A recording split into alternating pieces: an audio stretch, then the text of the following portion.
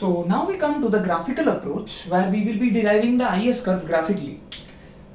Now we derived the aggregate demand curves equation. The AD curve was equal to A bar minus BR plus MPC into 1 minus T into Y. We will be deriving the IS curve from this AD only. Just for the sake of simplicity, let us assume that the initial rate of interest in the economy is equal to R0. If the initial rate of interest is R0 and if you plot the aggregate demand curve, then how exactly does the AD curve look like?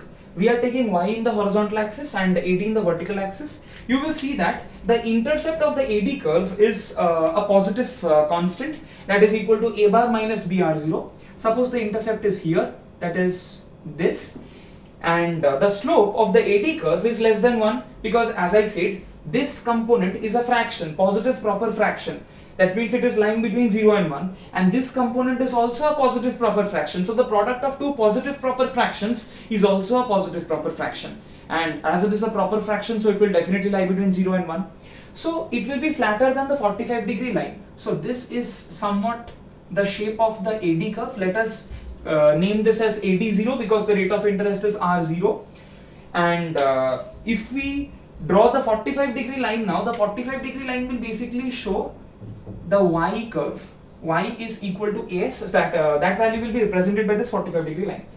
So the equilibrium will exist where these two are intersecting. The y curve and the AD curve are basically intersecting at this particular point. So we can consider this to be the initial equilibrium, say E0. Corresponding to this initial equilibrium, the output in the economy is equal to Y0. Now let us make a modification. Let us suppose that the rate of interest is rising in the economy.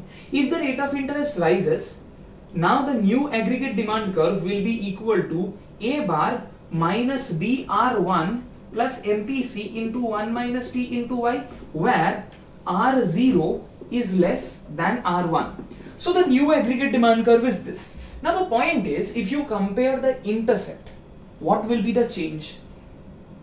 Earlier the intercept was equal to A bar minus BR0. Now the intercept is equal to A bar minus BR1. So this component has increased from BR0 to BR1. So earlier you were subtracting a smaller value from A bar. Now you are subtracting a relatively larger value. As a result, the resultant value will be lower. So the intercept of the AD curve is falling. This is the first conclusion that can be derived from here.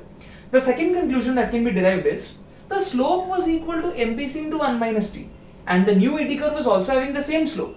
So the change in R is having no impact whatsoever on the slope of the AD curve.